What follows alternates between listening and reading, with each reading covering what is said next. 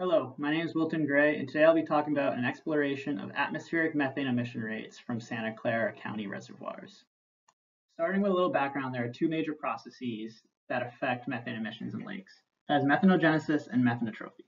Methanogenesis is a process by microbial metabolism that creates methane gas from the decomposition of organic matter in anoxic environments.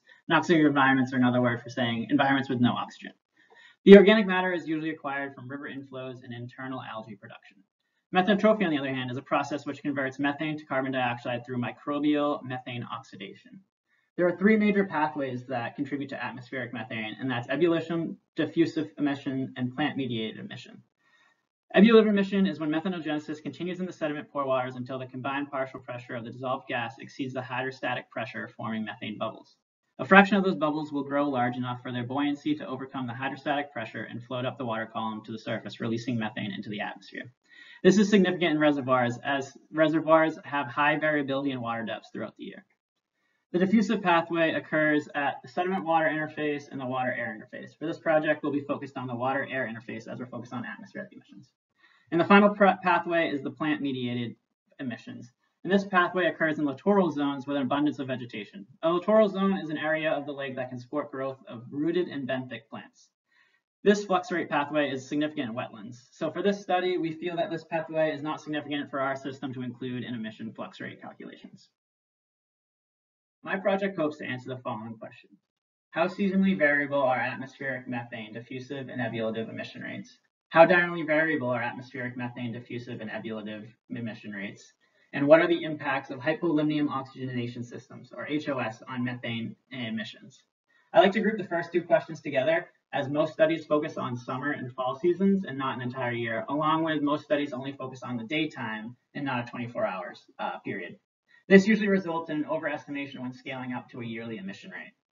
Many papers also state they do not include the ebullitive flux rate as it is not significant, and I believe it's the opposite, and I believe it is very significant as it has the shortest residence time, meaning shortest time from methane gas to get from sediment to water surface and release in the atmosphere, and is not affected by methanotrophy, meaning the methane bubbles do not oxygenize while floating up through the water column and released into the atmosphere. And finally, I have not seen any reports on the impacts of HOS systems on methane emissions. We know HOS systems help pump dissolved oxygen into the system while preserving stratification, but what is its impact on methane production and emissions? I'd also like to take this time to acknowledge the gas analyzer we used for this project. It is the LGR MGGA 918 portable gas analyzer, and we've really enjoyed using this instrument so far. My project is hypothesis driven. To answer the first question, I believe emission rates during the summer and fall will be much higher, and this is due to the amount of dissolved oxygen found at the bottom of the lake. If we look to the figure to the right, we'll see a dissolved oxygen profiles of Chesborough Reservoir from the year 2013. This figure was created by Valley Water. If you look at the y-axis, you'll see depth, 0 being the water surface and 15 being the lake bottom. If we look at the x-axis, it's just dissolved oxygen concentrations. During winter months, you'll notice that there is dissolved oxygen concentrations found at the bottom of the lake. And during summer months, you'll see that there's no dissolved oxygen found at the bottom of the lake. And no dissolved oxygen provides a perfect production environment for methane. To answer the second question, I believe emission rates will be higher during the daytime as opposed to nighttime, and this is due to stronger daytime wind speeds. To answer the final questions, HOS systems would increase carbon dioxide but decrease methane. More dissolved oxygen equals more methane oxidizing, also known as the process of methanotrophy. Almost a month ago, we deployed our first 24-hour deployment, as you can see in the figure on the left. We were able to get 18 different flux rates through the 24-hour period. We deployed 3 gas chambers recording the time when placed in the water and sampled using the gas analyzer as a closed loop every 5 minutes for 25 minutes, receiving 5 different concentration readings for each chamber. Then using the times and concentrations, a flux can be calculated by looking at the linear slope. I then took the average flux rate and compared it to other atmospheric methane sources.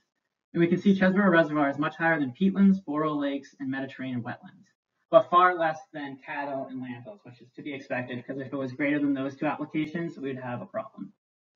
We definitely do not have enough data at the time to jump to any conclusions, but these initial results are pretty concerning and more deployments are needed to be done. I'd like to thank Collins for the scholarship money to carry out this project. I'd also like to thank Valley Water and Mark Selos on help throughout the project and allowing us access to the reservoirs. I'd also like to thank Holly Oldroyd, Alex Forrest, and Ruth Thurkill for helping throughout the project, along with any volunteers that are helping during the 24-hour deployments. Thank you.